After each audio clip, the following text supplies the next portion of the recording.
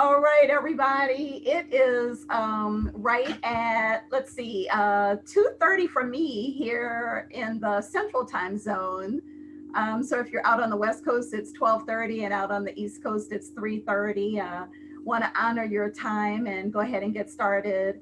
My name is Carita Ducre, and I'm with Insight Strategies, and co-hosting with me today is our CEO and my fellow managing partner, Teri Fisher. Hello. Um, so before we jump in, I want to share with you why this particular topic of remote management is really a personal topic for me. I started my career in pharmaceutical sales. And way back in my early 20s, I thought it was going to be a dream job, great salary, great benefits, company car. And then after only 10 months, I quit. And it was hard to walk away. But the reason that I did is because of the loneliness and isolation that I felt being a remote employee. And for years and years and years, I told myself, I can't work from home. It's not for me. Been there, done that. And now, fast forward to today, where I am one of the three managing partners at Insight Strategies, and I am responsible for running our Southeast region. And I am a remote employee once again, right? Our headquarters is in Southern California. And this time it's a whole different experience. This time it's successful, and this time I love it. And when I kind of sit back and think about what was the difference between then and now, part of it is the growth and maturity that I've gained from years of work experience and the discipline.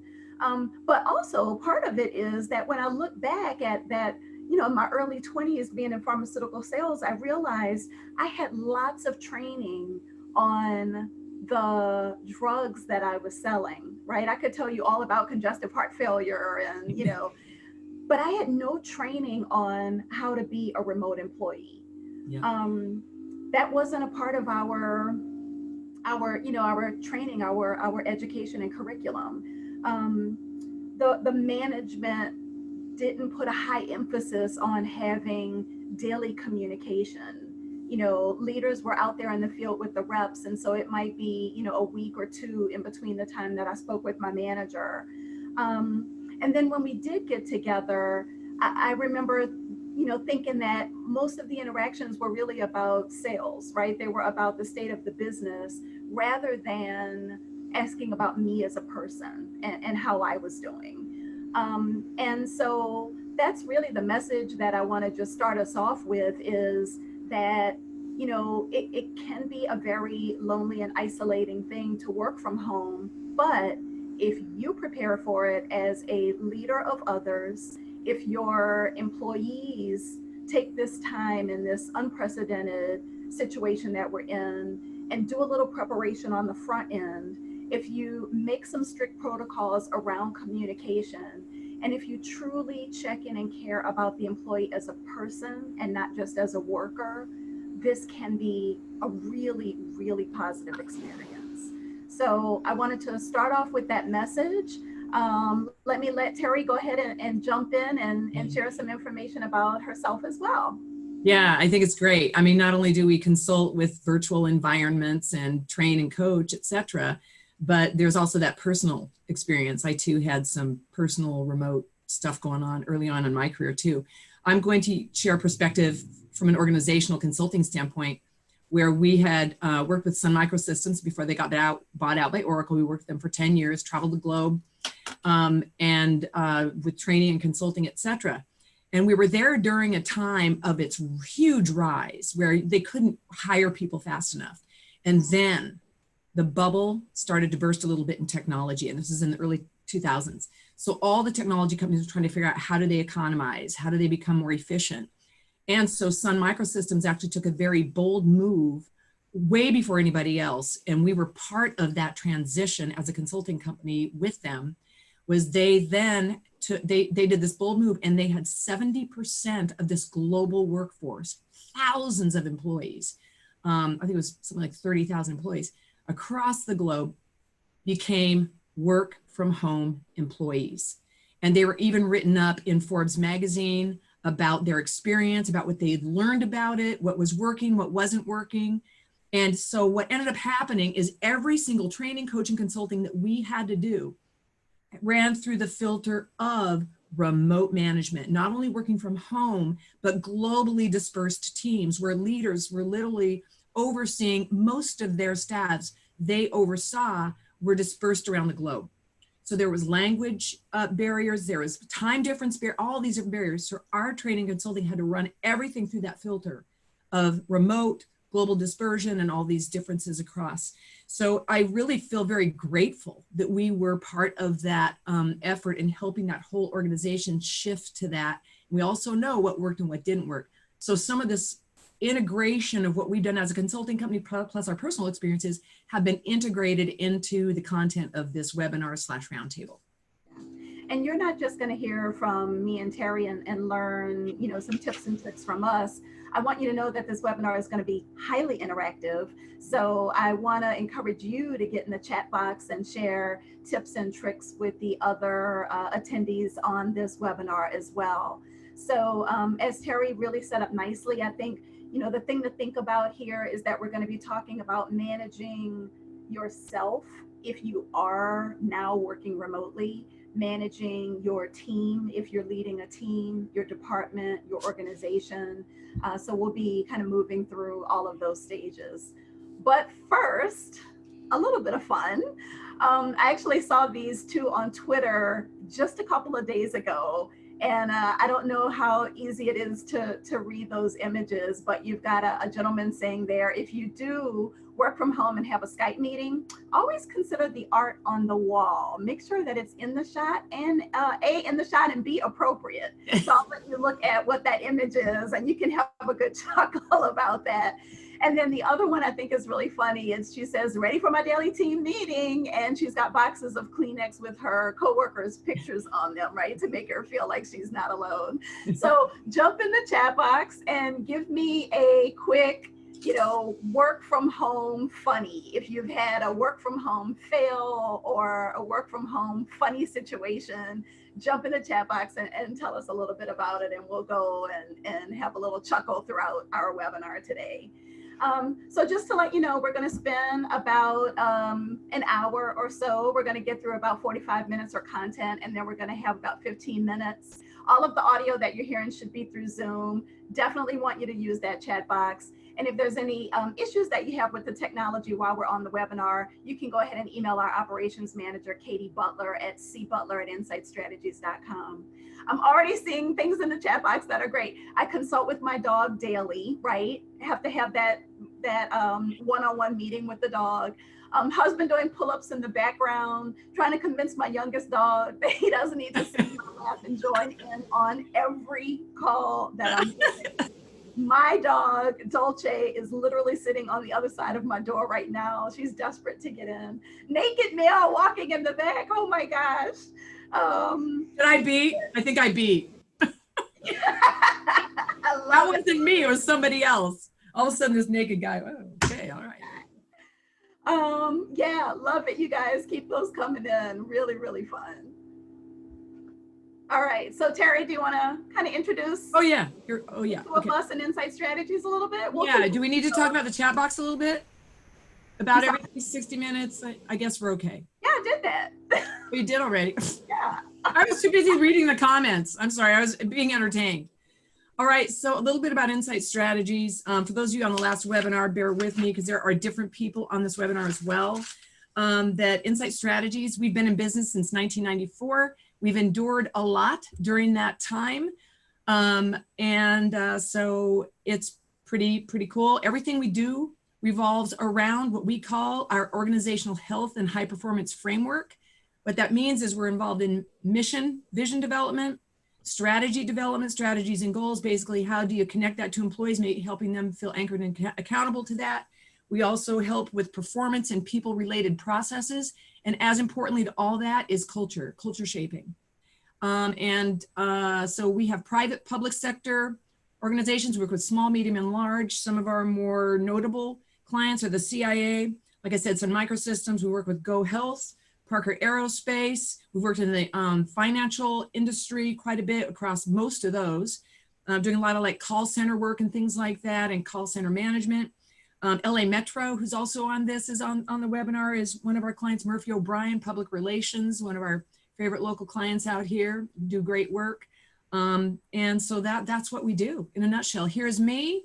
We've been around for quite some time. Here's lovely Carita doing a keynote presentation. And so that's who we are. Take it away. Yeah. So today we're going to be talking about, 4 key topics, how to maintain structure and productivity in this new work from home world. We're going to talk about remote meetings, some tips and tricks to make those successful. We're going to talk about that isolation and loneliness that I talked about right at the outset. And then also, are there any gifts in disguise to what we're experiencing right now?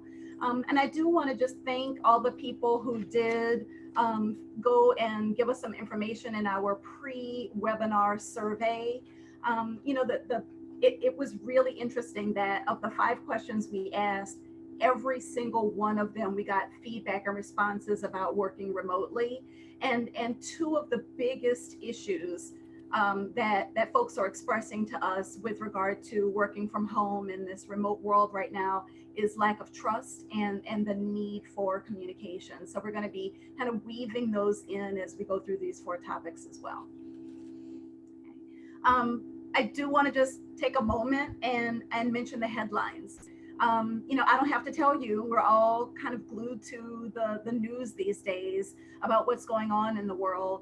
One of the headlines that I saw that says that the coronavirus is creating a really huge and stressful experiment in working from home. And, it's affecting us as leaders, right? It's having an impact on our leadership effectiveness. It can have an impact on the productivity and the spirit of teamwork on our teams. So it really is something that can challenge your leadership. And it's probably a time when leadership has never been more valuable, right? So we're going to spend some time today talking about how to keep your teams alive, how to keep that sense of engagement going, how to motivate your employees in this work from home environment, and how to create trust. This is just a smattering of some of the companies that are working from home right now, right, or having some or all of their workforces working from home. And I know this list is just growing larger and larger every day. So the takeaway from this is you're not alone. And kudos to you, right? Kudos to you for being here on this webinar, investing in learning some strategies to make this experience better for your team. So in the chat box, just go ahead and throw in your company name, right? And, we'll make sure that we're doing some shout outs to your organization as well. So go ahead and chat that. I did just want to go back to some of the work from home fails really quickly. Michelle said that a coworker invested in a green screen and then one day she wore a green shirt. And so therefore the nature background was projected on her body. Trishelle talked about her 70-pound puppy. And Trishelle, all I can say is if it's a puppy and it's already 70 pounds, oh my gosh, right? What kind of grown dog is that going to be? So yeah, her puppy wants to get in on all the meeting action. So the first of our 4 topics is transitioning your team to being structured and productive in what can be an unstructured home environment. So I wanted to start with this quote that I saw. This is Jennifer Christie. She is the Chief HR Officer for Twitter. And what she says is, her message here, just found that it really resonated with me. She says, overall, working from home doesn't change your day-to-day work. It just means that you'll be doing it from a different environment. And what I love about that is it seems like such a simple message, but saying something like that to your team and really projecting that sense of calm is very valuable right now. Remember that if you're a leader of others, your team is going to take their cues from you. And so if you're calm and in control and say, you know, your day-to-day work is still your day-to-day work, you're just going to be doing it from a different environment, then you're likely to give that calm, that sense of calm, right, and comfort to your team as well. If you had a chance to join us on the earlier webinar, Teri talked a little bit about the psychology of change, and I think just maintaining that calm demeanor and wearing that leadership uniform, so to speak, is just truly important right now. So we want to start off giving you a little bit of a checklist as an employee, right? We're going to talk about a checklist for you as a leader in just a moment. But as an employee, what are some of the things that you can do to help with this transition to working from home? And I've got another picture there from Twitter, just from a couple of days ago, that I thought was really fun. Jennifer there, right, decided to take claim of her executive bathroom. So a nice perk for work. All right. So the first tip to transition to work from home is get dressed every day as if you were going to work. And folks, that means shoes too. All right, shoes. So in the chat box, really quickly. No bathrobes. No bathrobes, right? Like real close. Yeah, real close. Thank you, Teri. A bathrobe doesn't count as a work from home uniform. Right. So if right now you are dressed for work, I want you to jump into the chat box and just type DFW, dress for work, right? If right now you're dressed for work, DFW, dress for work. I'm going to do it since I'm dressed for work. DFW, perfect. Okay, oh, good. Look at that. Nice. All right, tip number 2, maintain your normal work schedule. Teri, is that one coming up? Oh, great. Yeah, sorry. Yeah. Maintain your normal schedule. Maintain your normal work hours, right? So if you typically do an 8 to 5 schedule, keep doing your 8 to 5 schedule, right? Give yourself that consistency of, you know, knowing when you can be off, right? If you don't have a normal schedule, then it's like, you know, are you going to ever feel like I'm done with my work day? We understand that you might get requests from people to work outside of their normal 8-hour day. And if that happens, you know, my advice to you is really just think about what kind of work it is that they're doing, and check with your HR department, right? You want to consult with HR, go to your manager, right? Go to your leader and just make sure that that's okay. Have a dedicated workspace, which is difficult for some, easier for others, but have a dedicated workspace. Make sure that you have a chair that gives you back support, right? So I don't know if you can see my chair here. I have back support, I have 2 arms, I have a lot of light coming in. So a dedicated workspace that is, you know, well lit and what's the word? Ergonomically, right? Yes, ergonomically appropriate. Had to think about that one for a moment. Because that's like totally part of what you do. I know. That's all right. It happened.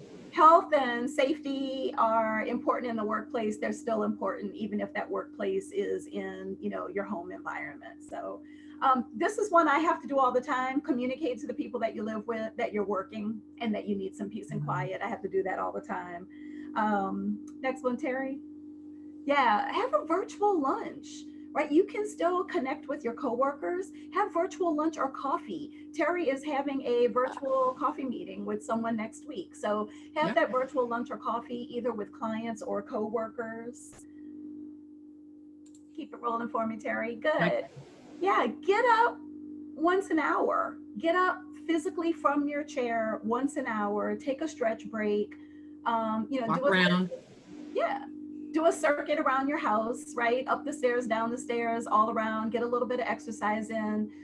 You may be practicing social distancing. You may be under a stay-at-home order, but you can still go outside, right? Walk around the yard and get a little fresh air. Well, and I think too, Carita, is that we don't, until we're in a space that's more confined, we don't really appreciate how much indirect and informal moving around we do when we're in a work environment, like getting up to just get a coffee, going to the restroom, going down the cafeteria, going to a different office to meet with somebody. So it's something off the printer. Yeah, exactly. That just causes that indirect sort of body movement. So you got to be more intentional about it. Absolutely. And then I think we have one more there. Oh yeah, take breaks, right? Take your breaks, take your lunch. Don't sacrifice that just because you're working from home. All right. All right, Teri, you want to take this one? Sure. So here's the thing from a leadership standpoint about creating structure. So make sure that you're establishing clear goals and expectations and deadlines to your staff. Again, the more in a work environment, there's all this indirect conversation that's happening. So I think the word of the day for remote is intentionality. You've got to be intentional about everything that you do. So making sure that, and it would, whatever you do remotely, it'll translate beautifully when you're allowed back to go into the workspace. Continue those practices, because it will actually help you get more disciplined around having clarity with employees around around your employees about those expectations. So establish clear goals and expectations and deadlines. Make sure it's clear, communicate it. Our rule of thumb for communication: communicate it 3 different times in 3 different ways, right? Email, call, text people, whatever it takes to communicate those expectations. So here's something too, really define the non-negotiables. So what have you decided as an organization? What are the agreements strategically across the organization in terms of what are the negotiables and non-negotiables across the remote workplace space? So whatever you do, I would just make sure that there's some conversation with leadership in your organization around what's negotiable. Maybe what's negotiable is when people work. What's non-negotiable is you got to put in your 8 hours or 8+ or whatever's required for the job, like you do at work. If you're, a salaried employee, sometimes you're going to work more than 8 hours. You just are. So how much flexibility are you going to give employees? What are the non-negotiables around meeting attendance? What are the non-negotiables around whether you're going to be using a video camera and for everybody to be on that video? So really defining what those are, make sure there's as much consistency as possible across the organization so that you don't have inconsistencies in a remote environment. Can sometimes cause people there can be favoritism too, perceived favoritism in the remote environment. So just the more agreement and consistency you can have around that, the better. Arrange for employee technology and ergonomic needs. So this is something Carita touched on. And this is like, I know some of the people who responded in the pre-webinar survey was a couple of examples where the organization has been very proactive about making sure that technologically the person is set up at home, that they have what they need. So, as long as you're consistent, you're okay. I definitely want to make sure to mention the importance of some sort of shared database, right? You can use Dropbox, or Google has just a suite of tools that help you to share documents among each other. So, just make sure that there's access to all of those files that you would normally have access to in the office. And I think too, just having real sensitivity to the amount of comfort with technology. So the fact, for example, we're using Zoom. We use Zoom when we coach people, one-on-one coaching. We've decided to adopt Zoom for the webinar training experience. We used to use Adobe Connect. Well, the fact that we already were familiar with doing webinars before, we've done video chat and all that, this wasn't too difficult to really make the transition over. For some people who've never entered into that space, handhold them, be patient, walk them through it, have somebody on your team who's very good at it, mentor them to make sure that they're very comfortable with being able to use it. Map out common scenarios and plan and strategize, right? So what are some of the common scenarios that can occur around creating structure in the home office environment? And how can you strategize around that? A common scenario is going to be like, having your dog in your lap. How are you going to be managing those distractions? What are those common scenarios? And just have a plan for it and have the team figure out, work with your team on it. Here are the common scenarios that could play out, and how do we deal with those as a team? What are our agreements around that? We had a scenario, right, where I was having some audio challenges. My microphone, I think, didn't work. And so, I kind of sat and just did sign language for the whole rest of the meeting. But we have to just make sure we had that backup phone number. Yeah, a backup phone number. When we do these webinars, we always have a backup system in the office should one of our computers freeze. Because that's happened to us, you know, so we move to a different system, we get it going, we keep the conversation rolling. But yeah, I think it's just really important for like what Carita said, to really map out those common scenarios. And consistent one-on-one. So this is part of what we mentioned on the first webinar, but this is where you're going to need more intentionality than not, that to have at least weekly one-on-ones with each of your direct reports. Keep your team meetings. You should have a daily meeting, a daily check-in with an agenda. One-on-ones, perhaps that's a time where you can check in with them personally. Is there anything that we need to talk about? How are you feeling? How are you doing? Are you getting the support you need? Asking one-on-one what their specific needs are to make sure that you're meeting those needs, or at least managing the expectations around what they think they should get in a remote environment and what the actual will be. So come to an agreement on what that looks like, so everyone knows. Shared meaning, we call that shared meaning. So new employee video chat, call every day. If you have a new employee, definitely call every day. Check in with that new employee every single day. I would even have somebody on your team check in with them as well as their designated sponsor, a go-to person that's not their manager. Again, what we've learned in our consulting world in remote environments, that's very helpful with new employees. You know, don't forget that you're a people manager. You know, yeah, you got to be asking people about projects and all that. I mean, we got to get work done. We got to keep the bus rolling here. Okay. We got to keep things rolling, get out of bed, get moving. But don't forget that part of your job is to coach. Part of your job is to reward, provide feedback, direction. And that is now in a virtual environment. Everything you'd normally do with that, we call like that leadership coaching hat, continue to wear that hat in the virtual environment. In fact, you probably have to do it more.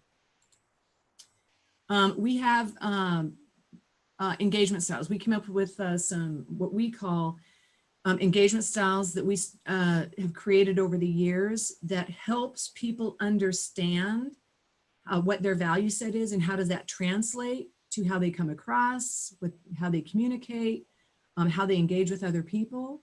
And it's a great self-awareness tool that we provide where everybody gets an understanding as to how they're wired. So in a virtual environment, there can be a lot of misunderstandings. It's just rife with the possibility of misunderstanding. So again, the more you can get people on video, the better, but in some cases, just gonna be phone. There's gonna be a lot of emailing back and forth. So the more that you know, everyone has self-awareness about how they're wired versus how you're wired, there's going to be less opportunity for conflict and misunderstanding to occur. Have a bit of grace. All right. So you know what? If the dog's barking in the background, lawnmower's going off, you know, someone's got, you know, this call, I just planned it. And like, this is when our garden and lawnmower, you know, someone does our. Teri, I was just going to say, I can hear my neighbor weed eating, I think, in the yard right now. Right. The grace, guys. Right. And so what you do about that, people mute their phone until they talk. There's a lot of workarounds there, but have some grace.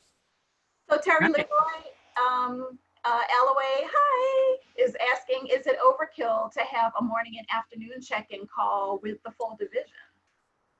I know, long time no talk. How are you?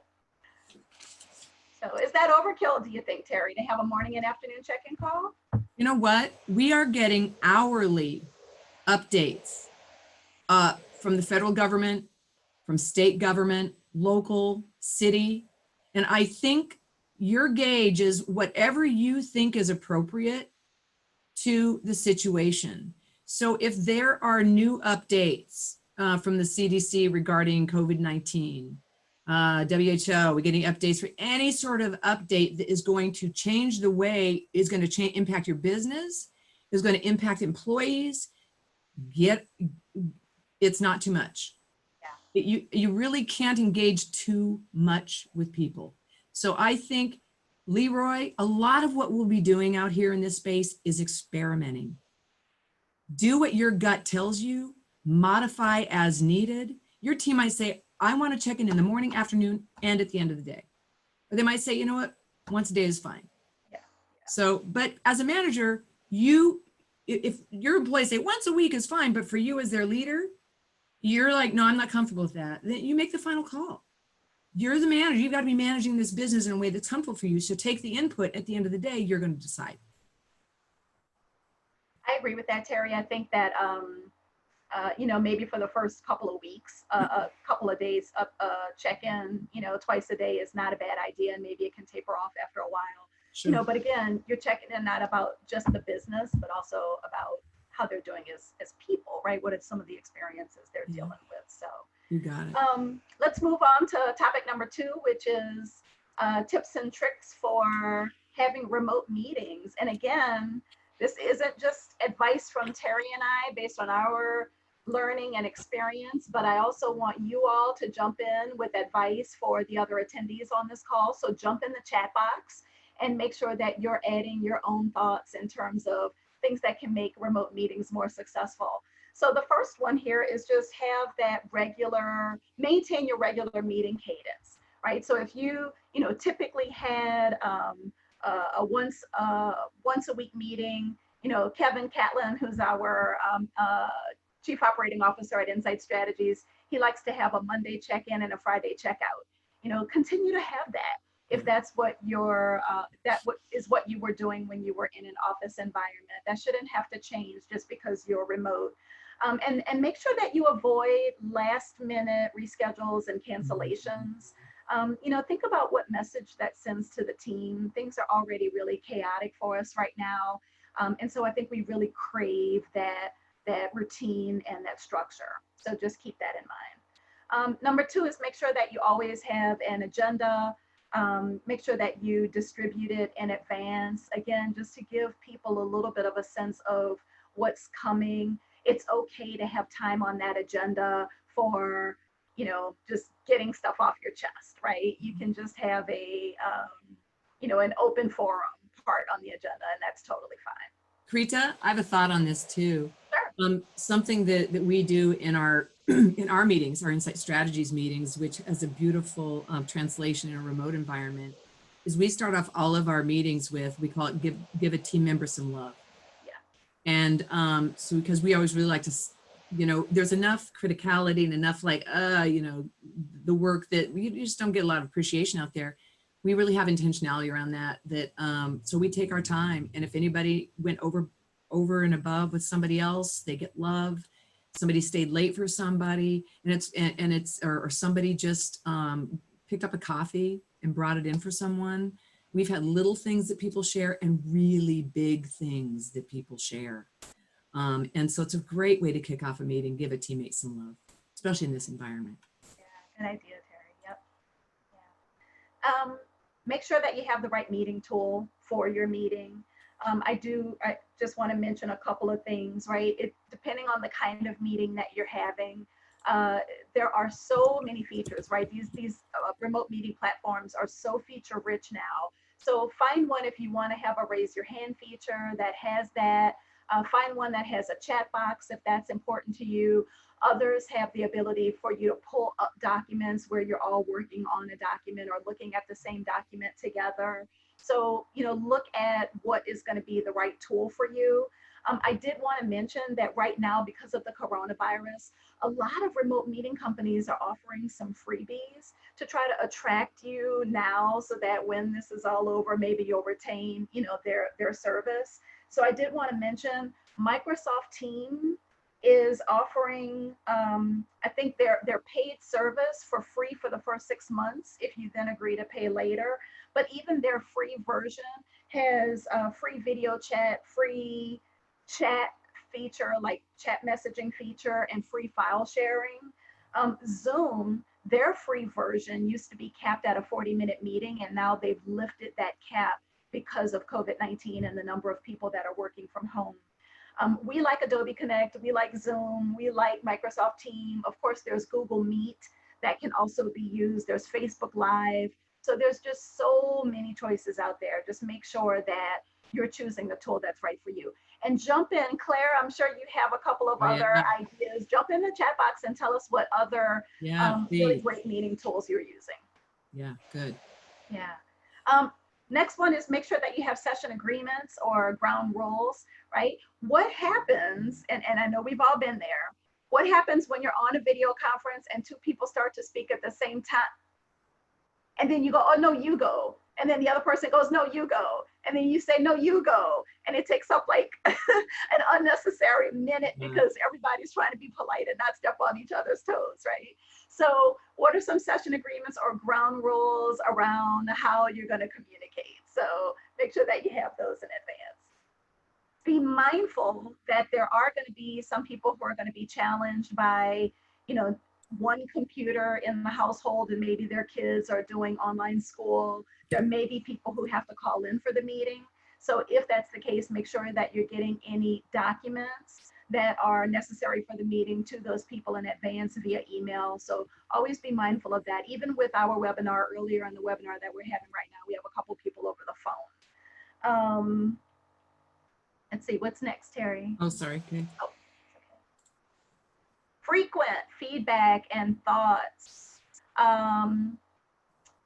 Yeah, during the meeting, make sure that you are checking in with the people on the call. Check in frequently. How do you feel about what we're discussing? What are your thoughts? You know, do you have any feedback? Some people are a lot more comfortable with jumping in and sharing without being prompted, and other people have to be prompted. Teri, are you saying that's me? That's me. Yeah. The shy one. I'm the shy one. Allow for some lighthearted banter, right? We talked about that, having that time at the beginning, you know, but let people just get things off their chest. You know, what is the craziest rumor you've heard about the coronavirus, or, you know, whatever it is, just let people have that moment as well. Oh, yeah, a couple more ideas. Rotate people to lead the team meetings, a really great way to get your employees involved. So they're not just passive listeners all the time. They can really participate and prepare to lead a team meeting, exercise some of those leadership skills. If you have a larger meeting, you might want to have a facilitator. If it's a large group of 30 or more, or if you're talking about just a sensitive topic and you want to make sure that all voices are heard, it might be something that you consider using an outside disinterested third party to facilitate. Very interested, but acting disinterested. Say that again? It's like, no, you said a disinterested third party. I'm like, interested. I think neutral, right? Okay, neutral. There you go, neutral third party. There you go. And then I think this last one is really important too. After a team meeting, keep some time, you know, maybe even up to an hour free for any employee that feels like they want to set aside private time to discuss something with you that either they need some clarification on, or you know, they just didn't feel comfortable voicing something with the rest of the team. So make sure that you're not rushing off to the next meeting or the next phone call. Keep a little buffer time in between for that. A good question just came in. I really love it. TJ is saying, how do you address communication without body language and emotion? It's a really great question. I have some thoughts on that. Carita, you want to jump in on it? Yeah, no, go right ahead. I'd love to hear what you have to say. Hi, Yeah, TJ. yeah. I think, you know, this is where you, when you're not using a video aspect where you can gauge how people are responding through at least facial expression, this is where you want to ask people to share. And you go around to each person. How are you feeling about it? What's going on? You don't really even give them an option not to answer it. Some people need a little more thinking time. So what you can do when you send the agenda out is you can say, here's some questions I'd like you to think about before our meeting starts. And I'd really love to hear each person share on this thought. It could be work related. It could be personal related. It could be related to our situation right now. Our double whammy of not only coronavirus, but an economic issue. So just give people in advance notice and really ask them to check in that you are going to be going around and asking for their input and what's in it for them. In this remote environment, I, as your manager, I want to know how to support you. I want to know that we're doing what we can with our team to continue to be productive, continue to have morale and esprit de corps as a team and communicate. So that's a really great question. Is there a recommended max number for a meeting as to a format like this? Remember, max number of people on a meeting. You know, it really depends, right? It depends on the purpose of the meeting. I know that some of you run organizations, you're CEOs, some of you are, you know, divisional managers, department managers team. oversee teams, large work groups. And there's really not, it's just that the expectation would need to be different. Okay, so for something on this, we have over, around 65 people on each of these webinars we've had today. So we're using the chat box. There's also a question and answer feature where people, it can be interactive, right, with a large group. But I think you've got to have reasonable expectations with massive numbers of people. Again, don't hesitate to have some sort of help with facilitation on that, or even coaching prior in advance to help with the agenda, how to run the meeting, anything like that. Get support and help. This is a new reality, right? So Claire says, in Zoom, the meeting host can also spotlight video whoever they want to hear speak, so it doesn't switch from person to person during a presentation. Fantastic. Great. So whoever wants to speak, you can actually activate as the host their video so that they can be on video when they speak. So that's really great. We decided on this webinar to keep it pretty simple because we knew that this is a new tool that we've shifted to with the webinar format. And we knew that a lot of you, this would possibly be the first time. So we wanted to keep it simple the first time. And that's something you can do too. Start simple. Thank you, Claire. Really great. All right. Do we have any other questions here? Nope, I think we got it. All right, Okay. so our next topic is about reducing the isolation and creating that sense of teaming that you would normally have in an office environment. How do you do that virtually? So I had a quote here that I wanted to share. This is again something that I found from a real person just a couple days ago on social media. He said, I've worked 100% remote before, and there comes a point where even an introvert would like to see another human, right? So it's a real issue. And how do we make sure that we're addressing that sense of isolation that could occur for some people in this new environment? So the first thing that I want to say is just be intentional about checking on not just the work, but the person first, right? Be intentional about checking on the person and then ask about the work, right? And that can be easier for some and harder than others. It takes a little bit of discipline to get on the phone with someone and not just launch into, right, what's the deadline? How are we doing on this project? But really to take a second and pause and say, how are you doing, right? So be intentional, have that discipline, check on the people and then the work. Icebreakers. There are so many fun ideas that you can use for meeting icebreakers, and they can be done in person and remotely. I had a couple that I wanted to highlight. There is on Amazon, if you look on Amazon, there's something called a thumb ball, and it looks like a soccer ball. And on each panel of the soccer ball is a question that prompts discussion. So you can even make your own thumb ball. You don't even have to order one from Amazon if you've got a soccer ball lying around, and you can have that visual in one of your meetings and kind of toss it up in the air and ask everybody that question. You could take a picture of your desk, right? And then show each other what your desk looks like. How neat is it? How cluttered is it? Is there a tool that you're using that somebody else could benefit from? So there's lots of different ways that you can have icebreakers that really kind of bring in the fun and the sense of teaming, even when you're remote. Jump in the chat box and let us know if you've got other ideas for creative icebreakers from a remote environment. This one really dovetails nicely with that. And it's about creating extracurricular activities or theme days. You could have once a week, you could have wear your Hawaiian shirt day.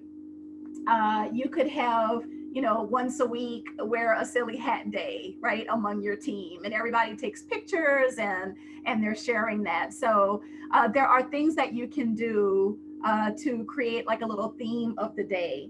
Let me piggyback on that for a second. Sure. Here's the thing you can do. Put someone on your team in charge of a meeting icebreaker, right? Every meeting, their job is to come up with an icebreaker. All right, put somebody in charge of an extracurricular activity, whatever that is. Just put somebody in charge of it. Love it, love it. Yeah, I was thinking too, Terry, we've got an activity that we call the beach, right? And it's where one person gives a set of directions to everybody else on the team to draw something. And then everybody shows what they've drawn, and you can see how different all the drawings are. And it just really highlights the importance of clear communication. And that would be a fun thing to do even in a remote environment. So We there's got to lots. line up our sleeves. Yeah, we've And you got can some. just research it and see what translates well in the remote environment. Exactly. That's great. Exactly. You can also have team members to, have that one-on-one time with each other, make sure that you're kind of pairing somebody up with a buddy, especially if it's somebody in a different time zone. Check in. I'm fortunate that at Insight Strategies, our Chief Operating Officer, Kevin, he's on the West Coast, but he's a really early morning person. I'm in Central Time Zone. So when Kevin's up at 6:30, it's 8:30 here, and he calls me and we drink our coffee together and we just check in with each other. And, so we just have that moment where, we're able to give each other that little sense of community. So, maybe have your team members kind of pair up and buddy up and take care of each other that way. It's a really good idea. And poor Carita, she gets bookended because I start late and work late. Like, hey, Carita. So it's coffee in she's the like morning working with long Kevin. hours.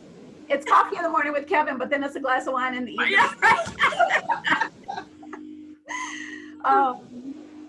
Daily briefings, right? We cannot stress enough the importance of keeping everybody informed. And so Michelle, Leroy, right? Some of those questions about how many people and how many meetings, the importance of communication can be understated in this time. In the absence of communication, in the absence of information, people tend to make up their own information.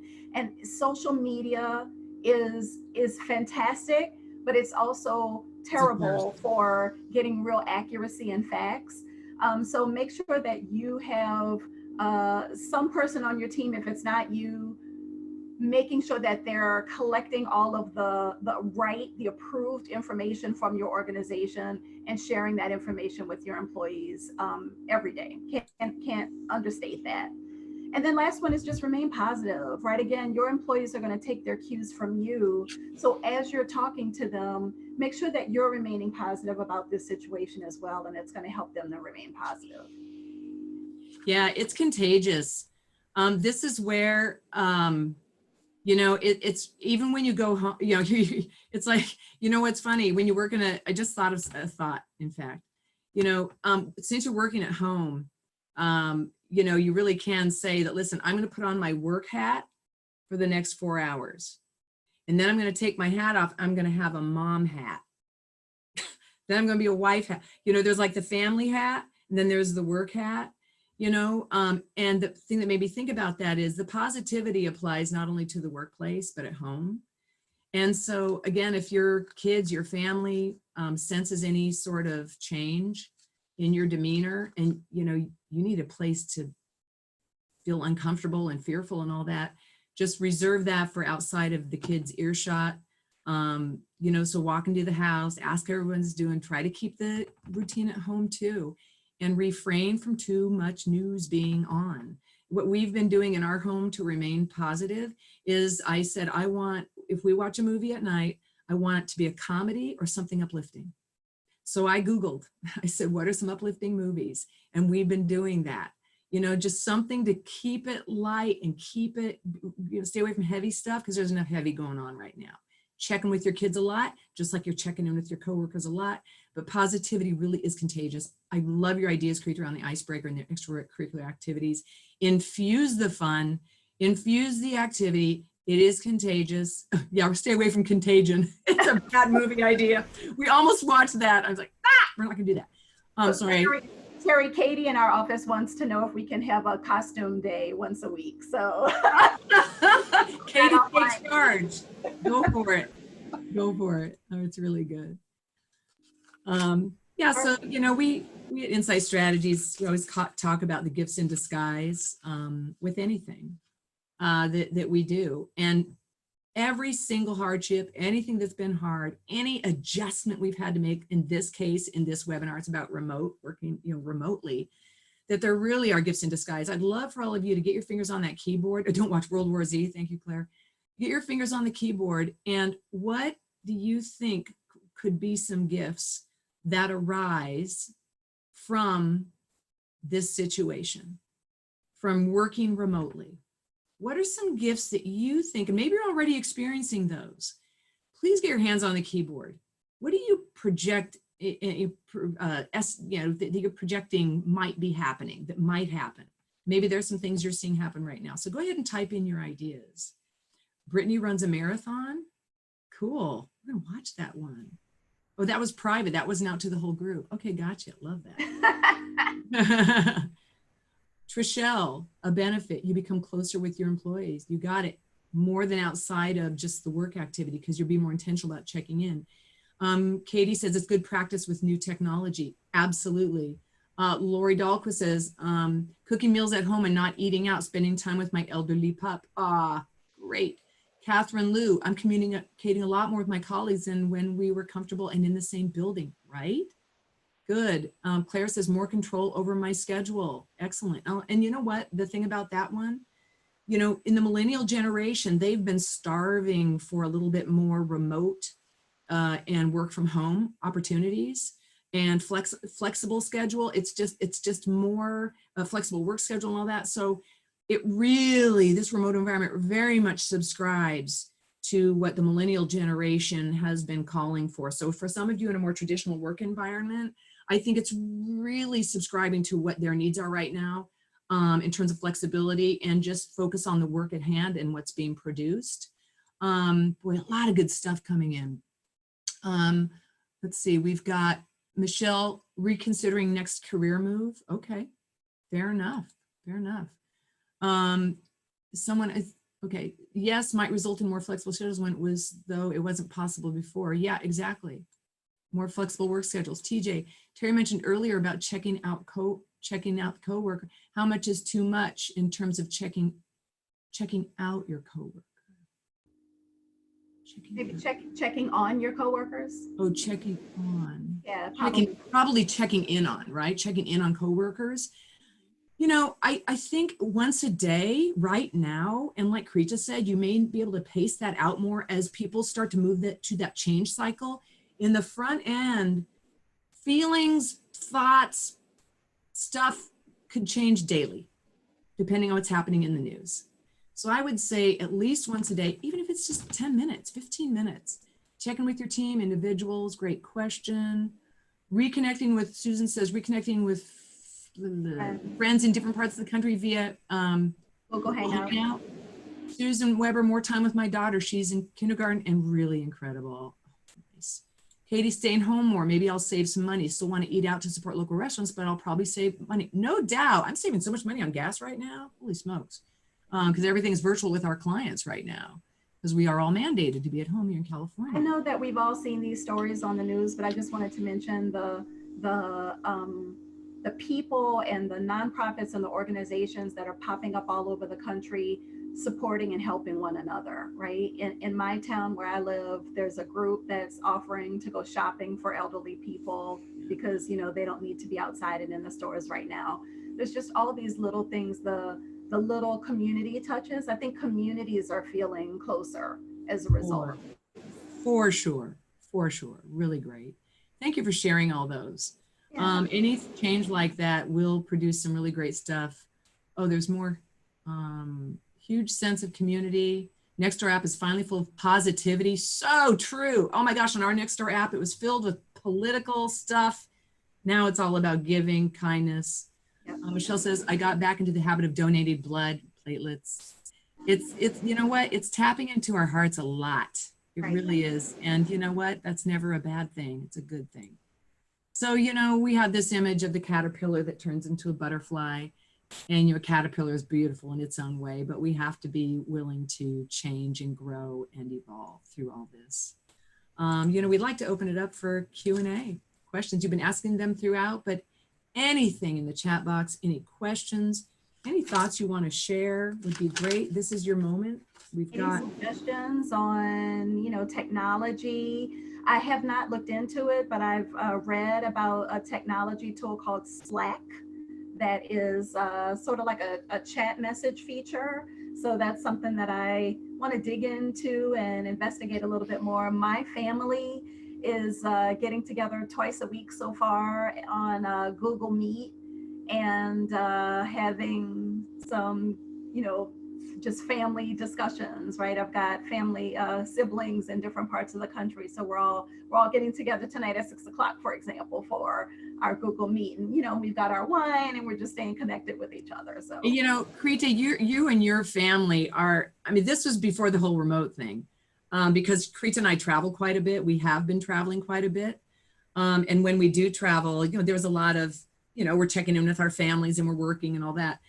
And I'm just amazed at how often her family gets together and they just talk, like they'll all be on a group conversation. yeah, Um, we have a group chat on the phone. you So. have a group chat, you have conversations. Their whole family is it's really special. So you are my role model for that. And yeah, so I think it's a great opportunity to just that extended family, you know, when you've got them in different parts of the country or the world. Very cool. Yeah. So we got some lovers of Slack, lots of features. Marco Polo. Okay, good. Slack. Lots of features. Thank you for your love there. Greatly appreciate it. Any thoughts? Anything else that anybody wants to share? A question? You know, we're here for you. Teri, why don't you bring up that last slide, because I think it's got a good just summary of all of the things that we've talked about, and maybe that'll generate some ideas or questions. Yeah, very good. So tips on structure and productivity, right? Dress for work, maintain your schedule, have a dedicated workplace, ask your people that you live with to cooperate with you. Move I have a thought on that dedicated workspace. Yeah. You know, some of you really might have trouble with that.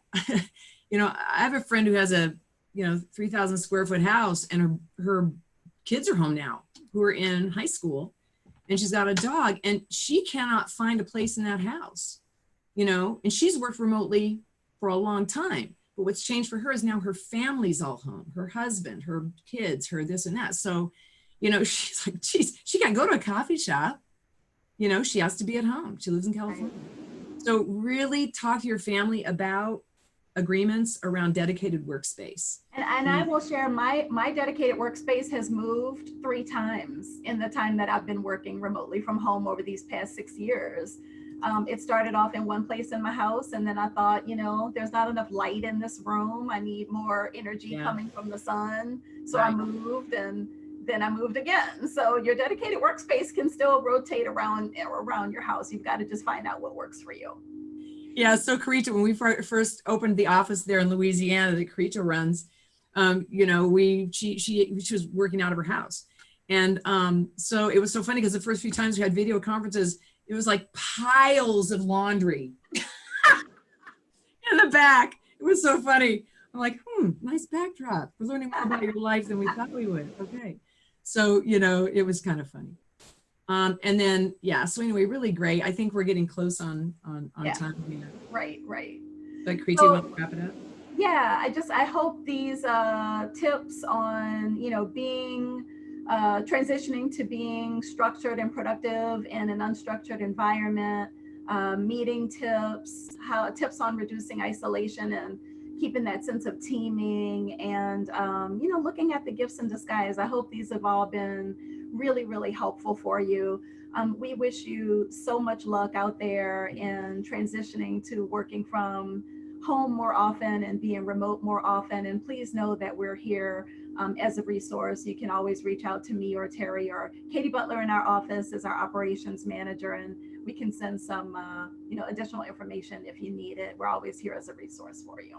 Yeah. Thank you. Make sure that you're washing your hands and using hand sanitizer, and you know, and also there's a survey we'd like you to, an evaluation. We'd like to hear from you about what you felt about the webinar roundtable itself. So please do that right away, because then your day comes in and crowds everything out. So we'd really love for you to do that. And Lou just sent a bunch of stuff in the chat. Lou, thank you so much. Lou says, here's some suggestions that he's using, and there's 10 things. Oh my gosh. Camera, talk slower. Don't walk if you're using. Great. Don't use your laptop from your lap. Don't eat during the meeting. I don't know. That kind of depends. Sometimes we're like, I'm going to eat some breakfast while we're having a meeting. But yeah, it depends on whatever rules. That's part of your ground rules then, right? As a manager, you can decide what those are. So anyway, thanks so much. Make sure that you, make sure that you fill out the survey for us, and we're here. Thank you. Bye-bye. Thanks, everyone.